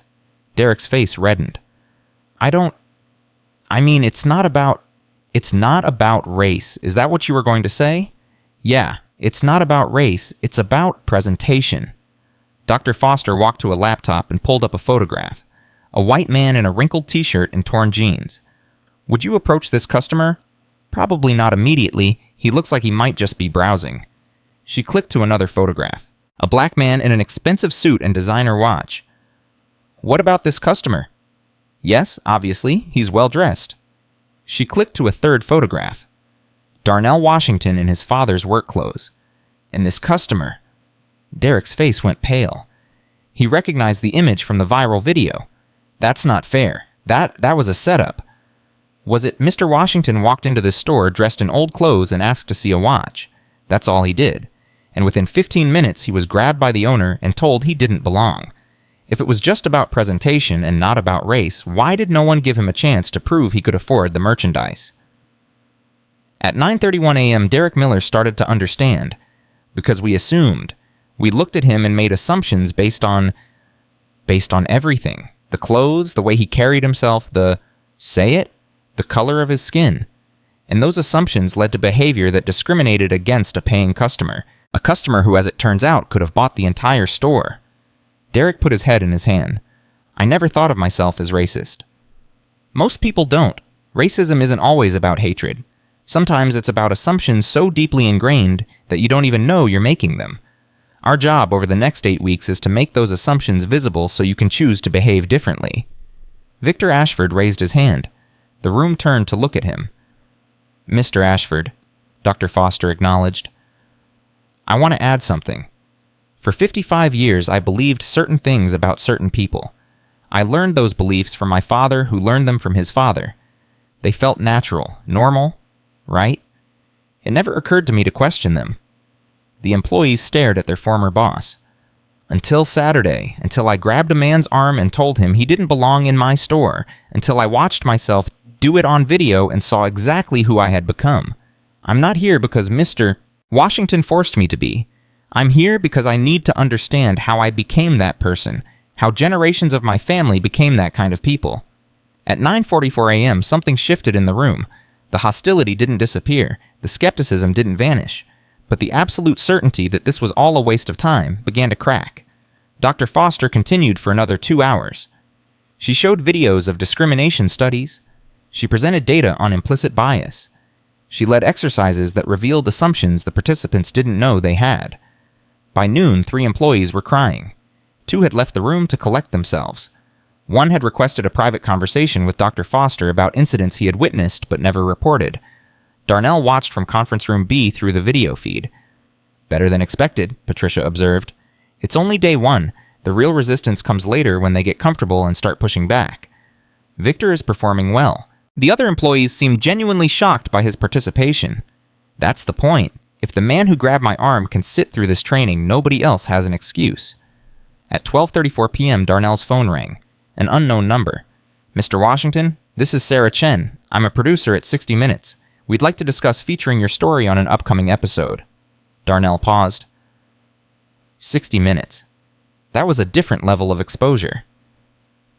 "What angle are you pursuing?" "Accountability in luxury retail. The power of social media to expose discrimination. The possibility of genuine institutional change. We've been following your story since the video went viral. The Community Advisory Board angle is particularly compelling." "When would you want to film?" "Ideally, we'd follow the process over the next few months. Document the training, interview the employees, attend the advisory board meetings, show our audience what real transformation looks like or doesn't look like if it fails. And if it fails, if people don't change, if this all falls apart, then we document that too. Our audience deserves the truth, whatever that truth turns out to be." At 12:47 p.m., Darnell agreed to the interview. "Patricia, we're going to have cameras following us for the next few months. 60 Minutes. Patricia's eyebrows rose. "That's significant and risky." "It's also accountability. If we have cameras watching, everyone has to perform at their best, including us. And if someone fails spectacularly on camera, then the world sees what we're up against. Sometimes failure is more educational, signational than success." The Community Advisory Board held its first official meeting at 2:00 p.m. on Saturday. 7 members gathered in Conference Room B. Dr. Angela Washington, president of the Beverly Hills NAACP chapter, sat at the head of the table. Beside her was Marcus Chen, owner of 3 successful restaurants in the area and a vocal advocate for minority business owners. Then came Pastor William Harris from First Baptist Church of South Central, the same church where Keisha Washington had sung in the choir. Rosa Martinez represented the local Hispanic Business Association. David Kim spoke for the Korean American Chamber of Commerce. Tamika Brown was a civil rights attorney who had been monitoring the case since the video went viral. And at the far end of the table sat Victor Ashford. The tension was immediate and palpable. "Before we begin," Dr. Angela Washington said, "I want to address the elephant in the room. Mr. Ashford, you're here at Mr. Washington's request, but several of us have serious concerns about your presence." Victor nodded. "I understand." "Do you? Because 3 days ago you grabbed a black man's arm and told him people like him don't belong in your store. Now you're sitting on a board meant to address exactly that kind of behavior. Some might call that the fox guarding the henhouse." "Some might, and they'd be right to be suspicious." Tamika Brown leaned forward. "Then why are you here? What do you actually hope to contribute? Knowledge. The kind of knowledge you can only get from inside the problem. I know exactly how discrimination works in luxury retail because I practiced it for 30 years. I know the code words, the subtle signals, the hiring practices, the training methods. I know how to spot it in other businesses because I know how I hid it in mine." Pastor Harris spoke for the first time. His voice was deep resonant, the voice of a man who had delivered thousands of sermons. "Son, I knew Keisha Washington for 40 years. Sang beside her in the choir every Sunday. She was one of the kindest souls I ever met. When her son called me last week and told me what happened, I wept. I wept for her memory and for what she endured." Victor met the pastor's eyes. "I'm sorry, Reverend." "I don't want your apology. I want your repentance. There's a difference." "What's the difference?" "Apology is words. Repentance is changed behavior. Show me changed behavior, and we'll talk about forgiveness." At 2:23 p.m., the real work began. Rosa Martinez presented data on discrimination complaints across Beverly Hills retail establishments. Ashford & Sons isn't an outlier, it's a symptom. 43% of minority shoppers in this area report negative experiences in luxury stores.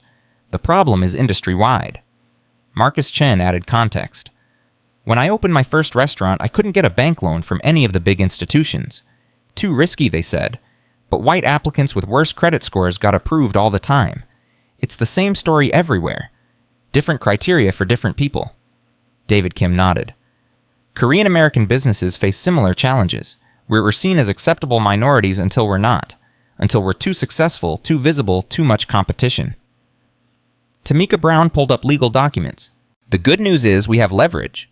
Mr. Washington's documentation of Ashford and Sons practices gives us a template for investigating other businesses. The bad news is that most discrimination is subtle enough to avoid legal liability. What happened in that video was unusually blatant. Which is why this board matters, Darnell said. Legal action is one tool. Public accountability is another. Community pressure is a third. We need all of them working together. Dr. Angela Washington turned to Victor. Mr. Ashford, tell us about the code words. Victor took a deep breath. When I started in the business, my father taught me to say inventory check when he wanted someone watched closely. Staff would know immediately to follow that customer stay nearby, make them uncomfortable. Other stores use different phrases. Security walk is common. Some use numbers. Code 4 or customer service to the floor when they really mean something else entirely. And hiring practices. We never wrote anything down, but when reviewing applications, we'd look for candidates who fit the culture. That meant people who understood instinctively who belonged and who didn't. People who would enforce the unwritten rules without having to be told. At 2:47 p.m., Tamika Brown asked the critical question. How do we know you're not just telling us what we want to hear? How do we know this isn't just damage control? Victor was quiet for a moment. You don't. You have no reason to trust me. I've given you every reason not to, but I'm here. I'm answering your questions. I'm exposing practices that could get me sued by people I used to work with. I'm not doing this because I have to. The agreement I signed only requires me to participate. It doesn't require me to be honest. Being honest is a choice I'm making because I want to change. Whether you believe that is up to you. Pastor Harris spoke again. Faith requires evidence, son. Show us changed behavior over time and we'll have reason to believe. Until then, we watch. We verify. We hold accountable. I accept that. Dr. Angela Washington made notes on her tablet. First order of business, we're establishing a mystery shopper program. Trained volunteers from our communities will visit Ashford and Sons at random intervals. They'll document their experiences and report back to this board. Any pattern of discrimination will be addressed immediately. Second order of business, monthly public reports on customer satisfaction broken down by demographic category. Transparency is essential. Third order of business, exit interviews with every customer who leaves without purchasing. We need to understand why people choose not to buy and whether discrimination is a factor. At 3:15 p.m., the meeting took an unexpected turn. The conference room door opened. Ray Jackson entered with an elderly black woman by his side. She was small, probably 80 years old, with white hair and hands that trembled slightly. Mr. Washington, this is Gladys Monroe. She came to the store this morning. She has something she wants to say. Darnell stood immediately. Mrs. Monroe, please come in. Can I get you anything, water, coffee? Gladys Monroe waved away the offer. I came to see the man who stood up to these people. Ray helped her to a chair. Mr. Washington, I saw that video, watched it on my granddaughter's phone, watched it 6 times until I had every word memorized. Her voice was stronger than her frail appearance suggested. I was in this store once, 1967. I was 23 years old, just married. My husband worked 2 jobs so I could stay home with our first baby. For our anniversary, he saved up and wanted to buy me something nice. A bracelet, nothing fancy, maybe $100. The room was absolutely silent. We walked in and it was like walking into another world. So beautiful, so clean, everything sparkled. I had never seen anything like it. I touched a necklace just to feel how smooth it was, and a white man appeared out of nowhere, told me I needed to leave, said I was making the other customers uncomfortable. Gladys Monroe's eyes found Victor Ashford. Your daddy, that was your daddy who threw us out. I remember his face like it was yesterday. Victor couldn't speak. His face had gone gray. My husband wanted to fight, wanted to make a scene, but I stopped him, told him it wasn't worth getting arrested, wasn't worth getting hurt. We left, never went back, but I never forgot. She turned to Darnell. When I saw what you did standing there calm while that man grabbed you and said those things, I cried like I haven't cried in years. Because you did what my husband wanted to do 58 years ago. You stood your ground. You didn't let them make you small. Mrs. Monroe, I'm not finished. Her voice hardened. I came here today because I needed to see something. I needed to see if this was real, if the change was real, or if it was just a show for the cameras. She looked around the table at the advisory board members at Victor Ashford, with his head bowed at the 60 Minutes cameras that had arrived that morning. What I see is a start, just a start, but a start is more than I ever thought I'd live to see. At 3:34 p.m., Gladys Monroe asked for one thing. I want to buy something, today, right now, from this store. I want to walk out of here with a bag in my hand and a receipt that proves I was a customer here, a real customer, after all these years. Darnell looked at Victor. Mr. Ashford, would you help Mrs. Monroe find something she likes? Victor stood slowly. His legs were unsteady. He walked to the elderly woman and extended his hand.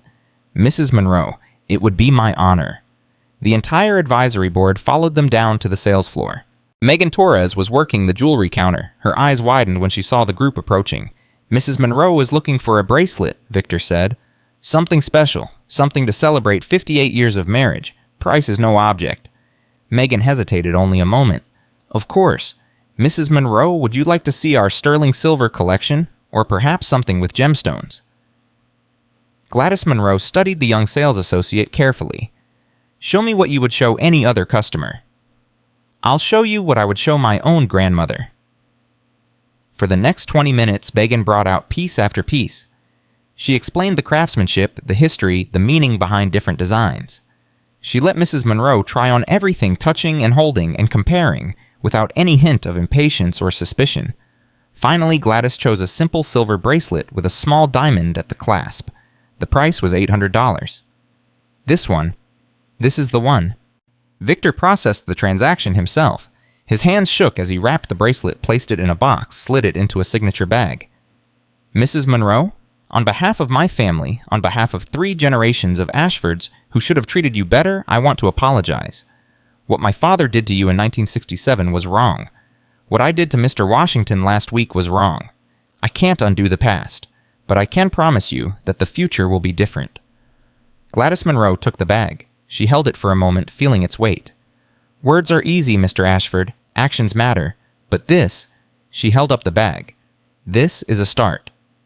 At 4:07 p.m., Gladys Monroe left Ashford & Sons with her purchase. The 60 Minutes cameras captured everything. Her smile as she walked through the doors. Her granddaughter waiting outside to drive her home. Her wave to the cameras as she got into the car. That's going to be in the episode, the producer said. That's the heart of the story right there. Darnell watched the car drive away.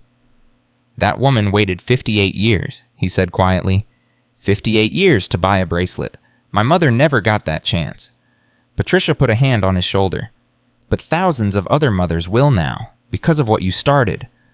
The weeks that followed us were a slow transformation.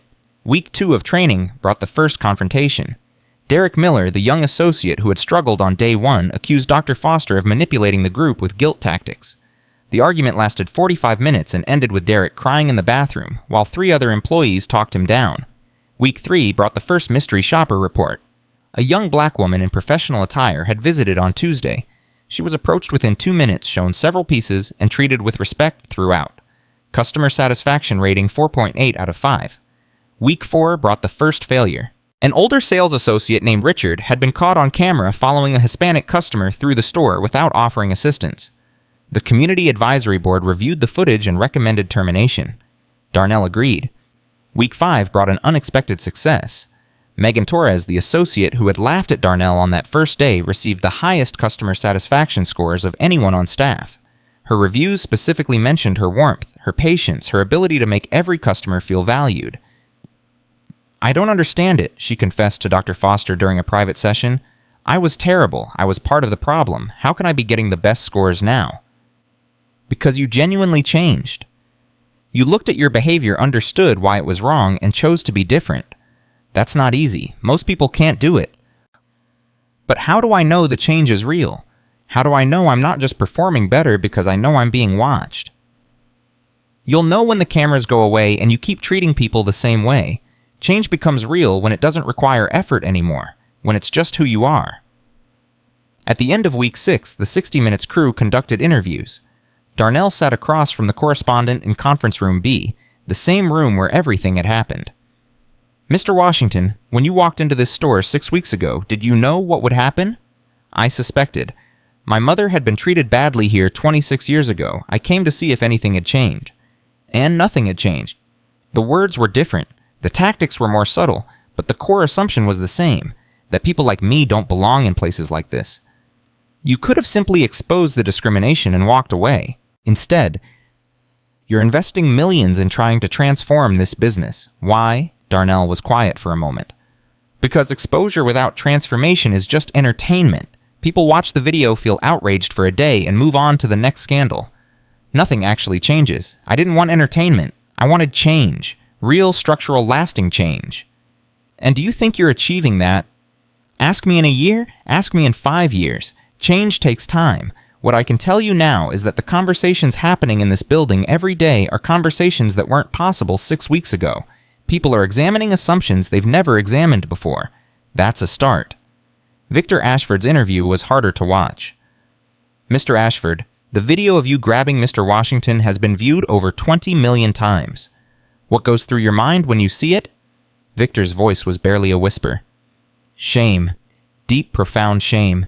I look at that man on the video and I don't recognize him, but I know it's me. I know that's who I was, who I've been my whole life. Do you think you can change?" "I think I have to try, not for my reputation, not to save my business, because my grandchildren are watching, because I have to be able to look them in the eye and tell them that I tried to be better. That when I was shown who I really was, I didn't run from it, I faced it. And if you fail, then at least I failed trying. At least I didn't pretend there was nothing wrong. At least I admitted the truth." At the end of week 8, the first training cohort graduated. 11 of the original 14 employees completed the program. 3 had been terminated for various violations.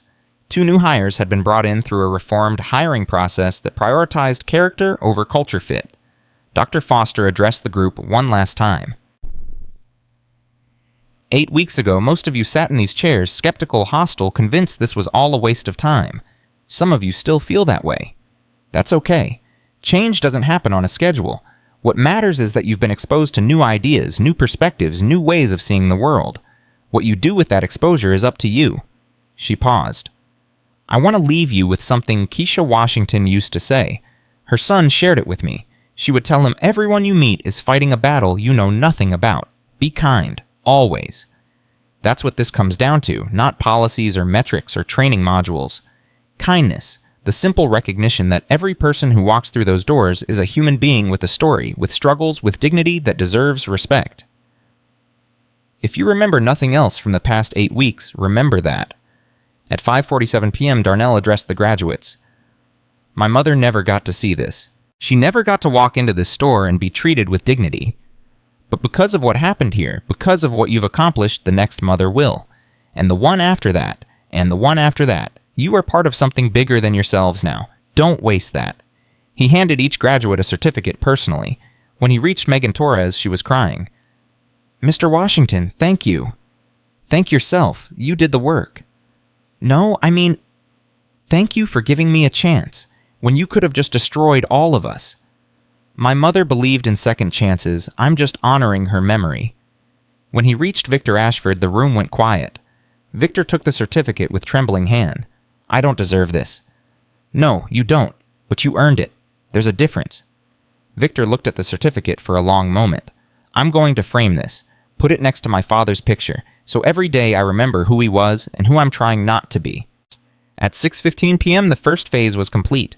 Darnell stood alone in conference room B as the others left. Through the window, he could see the store below, staff helping customers, the ordinary activity of a business that was no longer quite so ordinary. His phone buzzed. A text from his Aunt Ruby. "Saw the 60 Minutes preview, coming next month. Your mama would have been glued to the TV," he typed back. "She probably is, just from a better seat." "Amen to that, baby. Amen to that." Darnell put his phone away and looked at the setting sun.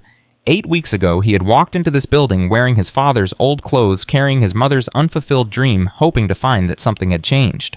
Something had changed now. Not everything. Not enough. But something. It was a start. And sometimes a start was all you needed. 6 months passed like water through open hands. The 60 Minutes episode aired on a Sunday evening in November. 47 million viewers watched Darnell Washington tell his mother's story. They watched Victor Ashford confess his failures. They watched Gladys Monroe walk out of the store with her bracelet after 58 years of waiting. They watched transformation happen in real time. The response was immediate and overwhelming. Darnell's phone rang at 6:14 a.m. the next morning. Patricia Chen. "We have a problem. A good problem, but still a problem." "What kind of good problem?" 17 other luxury retailers have contacted us overnight. They want to implement the same reform program. They saw the 60 Minutes piece and they're scared. Scared of being next. Scared of their own viral moments. Darnell sat up in bed. 17? And counting. My phone hasn't stopped. Marcus has fielded calls from 3 major department store chains. The National Retail Federation wants you to keynote their annual conference. Harvard Business School wants to write a case study. What do they actually want, reform or reputation management? Some want genuine change. Others just want to avoid the next scandal. The question is whether we help both or only the ones with pure intentions. At 7:32 a.m., Darnell made a decision that would shape the next year of his life. We help everyone who asks, even the ones doing it for the wrong reasons, because structure creates behavior. If we put the right systems in place, the right training, the right accountability, people will start acting better even if they don't believe it yet. Belief follows behavior more often than behavior follows belief. That's a lot of work. Then we build a team. Dr. Foster can train additional consultants. Ray Jackson can develop security protocols for other companies. We turn this into something bigger than one store. You're talking about a national movement. I'm talking about finishing what my mother started. She wanted change. Real change. Not just in one store, but everywhere. The first anniversary of the incident arrived faster than anyone expected. June 15th of the following year brought cameras back to Rodeo Drive. Media from around the world gathered to document what had changed and what hadn't. The store that had once been called Ashford & Sons now bore a new name above its doors, Washington & Associates. Victor Ashford had suggested the change himself during a community advisory board meeting 3 months earlier. The Ashford name carries too much history, too much pain. If this is truly a new beginning, it should have a new name. Darnell had resisted. "I don't want my name on a store. That's not what this is about." "Then call it something else, but it can't be Ashford anymore. That name is poison." Dr. Angela Washington, no relation to Darnell, had proposed a compromise. "What about your mother's name, the Keisha Collection, something that honors her memory directly?" The final decision came from an unexpected source. Ray Jackson, now director of security for Washington Capital Group's entire retail division, had spoken up quietly. "With respect, sir, your mother didn't want the spotlight. From everything you've told us, she just wanted to be treated with dignity. Maybe the name should reflect that. Something simple, something about belonging." They had settled on Belong Beverly Hills. The word hung above the door like a promise. At 9:00 a.m. on the anniversary, a line stretched around the block. Customers of every background waited to enter the store that had once excluded them. Local news interviewed people in line. A black teenager from Compton explained that he had saved for 6 months to buy his mother a necklace from the store that had been transformed by a man who looked like him. A white grandmother from Pasadena said she had shopped at Ashford's for 30 years but had never felt right about how they treated other customers. Now she felt proud to support the new mission. Darnell walked through the front doors at 9:15 a.m. He wore a tailored suit this time. No disguise. No test. Just a man entering a business. He owned a business that had been rebuilt on the foundation of his mother's pain. Megan Torres greeted him at the door. In 12 months, she had risen to assistant manager. Her customer satisfaction scores remained the highest in the company. More importantly, she had become a trainer herself, teaching new employees the lessons she had learned the hard way. "Mr. Washington, welcome back." "Ms. Torres, how are we looking? Packed. Every register is running. We've had to implement a crowd management system. Ray's people are handling it beautifully?" "Any incidents? None, not one in 6 months. The mystery shopper reports have been consistently positive across all demographics." Darnell nodded. "Where's Victor?" "Upstairs, conference room B. He's been there since 7. At 9:23 a.m., Darnell entered conference room B. Victor Ashford sat alone, staring out the window at the street below. He looked different than he had a year ago. The arrogance had faded. The silver hair had thinned. He moved like a man carrying weight that would never fully lift. "Victor." "Darnell, I wasn't sure you'd come up here today." "Why wouldn't I?" "Because today is about celebrating. and I'm not sure I belong in any celebration." Darnell sat across from him. "Tell me what you're thinking." Victor was quiet for a long moment. "A year ago today, I grabbed your arm and told you that people like you would never belong in places like this. I meant it. I believed it with everything I had. Those weren't just words. They were convictions. Deep convictions that I'd carried my whole life. And now I sit in this room and watch through the window. I watch people of every color walk through those doors. I watch them browse, try things on, make purchases, leave with bags in their hands and smiles on their faces, and I feel grief. Grief. For all the years I wasted, for all the people I hurt, for the man I could have been if someone had taught me differently, if my father had taught me differently, if I had been strong enough to question what I was taught." Victor turned to face Darnell directly. "I'm 66 years old. I've had 1 year of trying to be a better person after 65 years of being terrible. 1 year doesn't erase 6 decades. One apology doesn't fix 10,000 injuries. I know that. I accept that. But I don't know what to do with what's left. What do you want to do, Sut? I want to matter, not the way I mattered before when my name was on buildings and my opinions shaped policy. I want to matter in a way that actually helps people. I just don't know how." At 9:41 a.m., Darnell made a proposal. "The Keisha Washington Foundation has awarded 12 scholarships in the past year. Students pursuing civil rights law, business ethics, social justice work. Every one of them could use a mentor, someone who can tell them how discrimination works from the inside, someone who can teach them what to look for, what questions to ask, how to spot the subtle systems that exclude people." Victor's eyes widened. "You want me to mentor civil rights students?"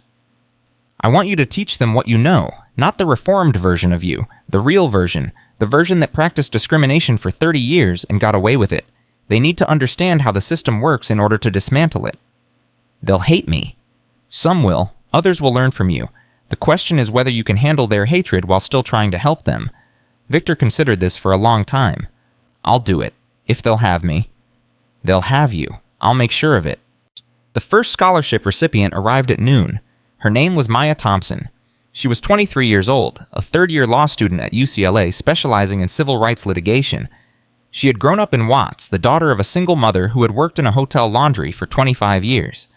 Maya sat across from Victor in Conference Room B with the wariness of someone walking into enemy territory. "Mr. Ashford, I'm not sure why Mr. Washington thought this was a good idea. Neither am I, Ms. Thompson, but here we are. I've watched the video, the original one. I've watched it probably 100 times. Used it as motivation when I was studying for the bar exam. Motivation. To remember why I'm doing this. To remember that people like you exist in positions of power. To remind myself that the system is designed to exclude people like me, and the only way to change it is to understand it from the inside." Victor nodded slowly. "That's exactly right. And that's exactly what I can teach you, if you'll let me. Teach me how to be racist. How to recognize racism when it's hidden. How to spot the code words, the subtle signals, the hiring practices that seem neutral but aren't. How to build a case against discrimination when the perpetrators are smart enough to never say anything explicit." Maya's expression shifted slightly. "You're offering to be a witness against yourself. I'm offering to be a weapon in your arsenal. I spent 30 years perfecting systems of exclusion. I know every trick, every loophole, every way to discriminate while maintaining plausible deniability. That knowledge can help you tear down systems like the one I built." At 12:34 p.m., Maya Thompson asked the question that would define their relationship. "Why? Why would you help me destroy everything you spent your life building?" "Because it deserves to be destroyed. Because my granddaughter is 3 years old, and I don't want her growing up in a world shaped by people like me. Because Darnell Washington gave me a chance I didn't deserve, and the only way to honor that chance is to use what I know for something better than what I used it for." Maya studied him for a long moment. "I don't trust you." "You shouldn't. I haven't earned your trust. But I'll work with you, for now. We'll see what happens. That's all I ask." The afternoon brought more visitors, more interviews, more cameras. At 2:15 p.m., Destiny Collins arrived with her mother. The young woman who had live-streamed the original incident had become a celebrity of sorts. Her TikTok following had grown to 3 million. She had parlayed her accidental journalism into a career as a social justice influencer, documenting discrimination and accountability across the country. "Mr. Washington, thank you for inviting us. Thank you for being there that day. Without your video, none of this would have happened." Destiny's mother, Regina Collins, shook Darnell's hand firmly. "Mr. Washington, my daughter told me what happened, how you stood there while that man grabbed you and insulted you, how you stayed calm when anyone else would have lost control." "I had practice." "So do I. 57 years of practice, but I've never seen anyone turn that practice into what you've built here." At 2:29 p.m., Destiny made a request. "Mr. Washington, I'd like to document the 1-year anniversary, live stream it to my followers, show them what transformation looks like when it's real." "What angle are you pursuing?" "Honest assessment. What's worked, what hasn't. The success stories and the challenges. No propaganda, no corporate messaging, just truth." "And if the truth includes failures?" "Then we show that too. My followers don't want perfection. They want authenticity." Darnell considered. "Go ahead. Film whatever you want. Talk to whoever will talk to you. The only thing I ask is that you're fair." "Fair is all I've ever tried to be." For the next 3 hours, Destiny Collins roamed the store with her camera. She interviewed customers, a young black couple buying engagement rings, a Hispanic family shopping for a quinceañera gift, a white businessman purchasing a watch who admitted on camera that he had been hesitant to shop here after the scandal but was impressed by the changes he had witnessed. She interviewed staff. Megan Torres spoke about her journey from discrimination to transformation. Jennifer Walsh, the senior associate who had once been the most resistant, admitted that the training had changed how she saw the world. A new hire named Marcus Young and Brun Black and Torn Proud said he had specifically sought out this store because he wanted to be part of something meaningful. She interviewed Victor Ashford. "Mr. Ashford, 1 year ago you told the black man that people like him didn't belong in your store. What do you have to say to the millions of people who watched that video?" Victor faced the camera directly. "I have no excuse for what I did. No explanation that makes it acceptable. I was raised with beliefs that were wrong, and I never questioned them until I was forced to. That's not a defense, that's a confession." "Do you think you've changed?" "I think I'm trying to change. Every day. Every interaction. I catch myself making assumptions, and I have to stop, reconsider, choose differently. It's exhausting. It never gets easier. But it matters." What would you say to other business owners who might be watching, who might recognize themselves in that video? I would say that the person you are right now is not the person you have to be forever. I would say that change is possible if you're willing to do the work, and I would say that the longer you wait, the more people you hurt. Don't wait for your own viral moment. Start now. At 5:47 p.m., an unexpected visitor arrived. Darnell was in his office when Ray Jackson knocked on the door. "Sir, there's someone here to see you. She says she's family." "Who?" Ray stepped aside to reveal a woman in her early 30s. She had Darnell's eyes, his mother's smile. "Hello, cousin." Darnell stood slowly. Michelle Washington crossed the room and embraced him. They hadn't seen each other since Keisha's funeral. Michelle lived in Atlanta, worked as a teacher, had 2 young children Darnell had never met. "I watched the 60 Minutes piece. I called Aunt Ruby and she told me you'd be here today. I had to come." "You flew from Atlanta?" "First flight I could get. I needed to see this place. Needed to see what you built in Aunt Keisha's name." At 6:02 p.m., Darnell gave his cousin a personal tour. They walked through the store together. Michelle touched the display cases, examined the jewelry. Watched the customers and staff interact with natural warmth and professionalism. "It's so different from what I expected." "What did you expect?" "I don't know. Something cold, sterile. The kind of place that would make someone like Aunt Keisha feel unwelcome." Michelle shook her head. "But this feels like somewhere she would have loved." That was the goal, not just to change the policies, but to change the feeling, the atmosphere, the energy. You succeeded. They ended the tour in Conference Room B, the same room where everything had happened, the same windows overlooking Rodeo Drive. Michelle stood at the window watching the sunset paint the sky orange and gold. "I remember Aunt Keisha from when I was little. She used to visit us in Atlanta every Christmas. She'd bring presents wrapped in newspaper because she couldn't afford proper wrapping paper, but they were always the most thoughtful gifts. Things she had noticed we needed, things we had mentioned months earlier without thinking she was listening." "That was Mama. She always listened." "She told me a story once about a store, a fancy store where they made her feel small. I was maybe 8 or 9. I didn't fully understand what she was describing, but I understood how it made her feel. She got quiet when she talked about it, quiet and sad.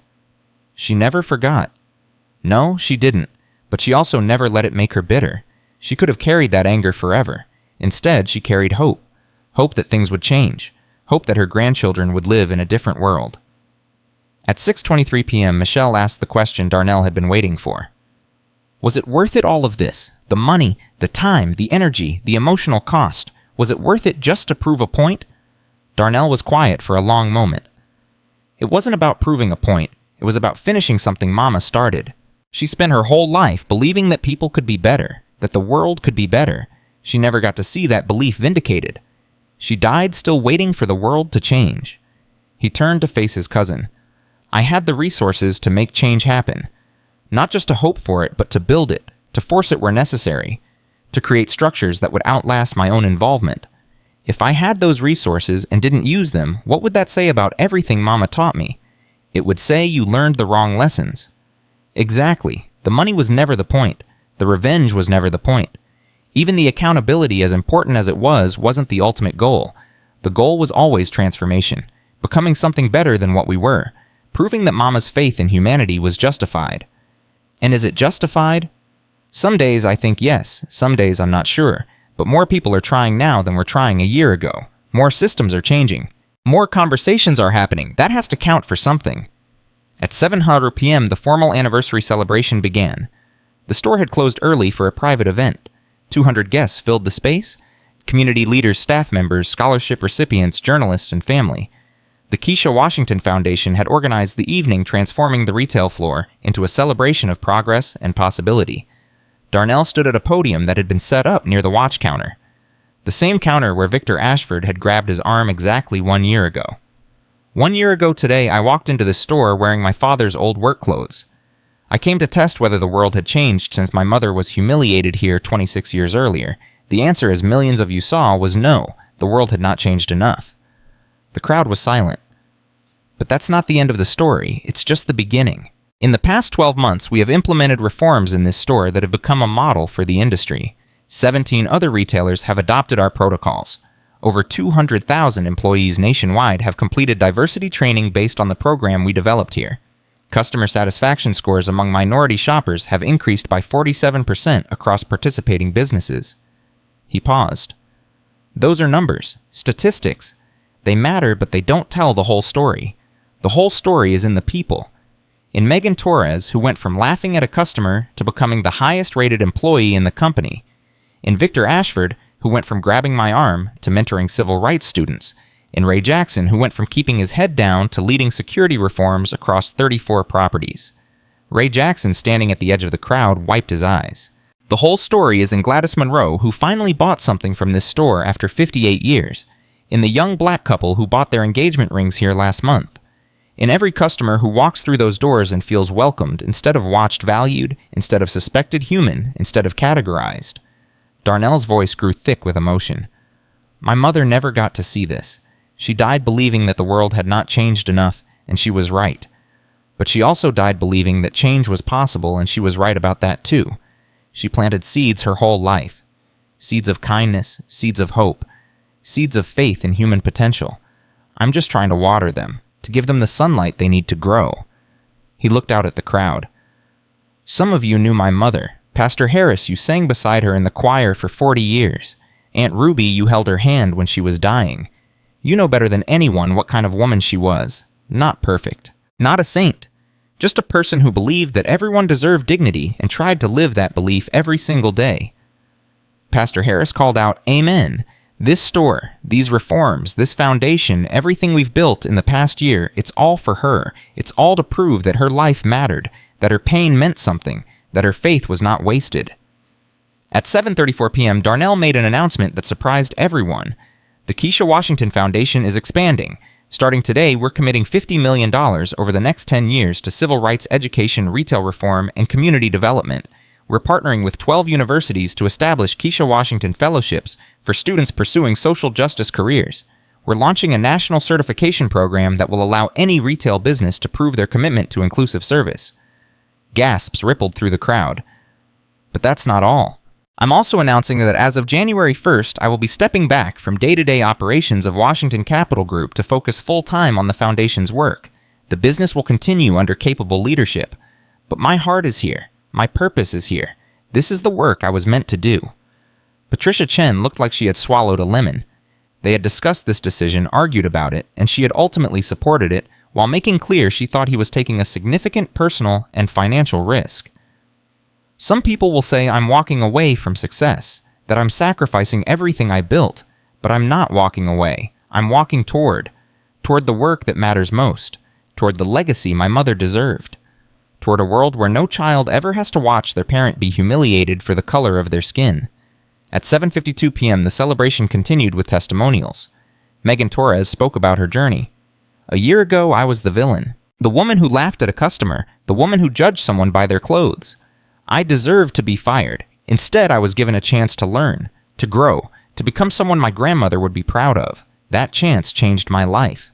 Ray Jackson spoke about his experience. "For 3 years, I kept my head down, did what I was told, made myself complicit in things I knew were wrong. Mr. Washington could have seen me as part of the problem. Instead, he saw someone who was struggling, someone who needed an opportunity to do the right thing. He gave me that opportunity, and I'll spend the rest of my career trying to deserve it." Victor Ashford was the last to speak. He walked to the podium slowly, like a man approaching a confession booth. The crowd watched with a mixture of skepticism and curiosity. This was the villain, the man who had grabbed Darnell's arm, the man whose words had been heard by millions. "I don't deserve to be here. I know that. Every person in this room knows that. I was the face of everything wrong with this industry, the embodiment of discrimination hidden behind a smile and a handshake." His voice trembled. "A year ago, I told a man that people like him didn't belong in places like this. Today, I'm standing in a place named after his mother, surrounded by people who have built something beautiful out of the ugliness I created. The irony is not lost on me." He looked directly at Darnell. "Mr. Washington gave me something I didn't deserve. A chance. A possibility of redemption. I don't know if I can ever truly redeem myself. I don't know if 66 years of wrong can be balanced by however many years I have left. But I know I have to try. Not for my reputation, not for my legacy, for the 3-year-old granddaughter who will grow up in the world I helped shape. I want her to know that I tried to make it better, that when I was shown who I really was, I didn't run. I stayed. I faced it. I changed." At 8:17 p.m., the celebration reached its emotional climax. The lights dimmed. A screen descended from the ceiling. Images began to appear, photographs of Keisha Washington throughout her life. Keisha as a young woman smiling on her wedding day. Keisha holding baby Darnell, pride radiating from her exhausted face. Keisha at Darnell's college graduation crying with joy. Keisha in her later years, gray-haired but still beautiful, still strong. A recording played. Keisha's voice captured years ago at a family gathering. "I believe that everybody has good in them. Some people bury it deep, hide it under fear and anger and pain.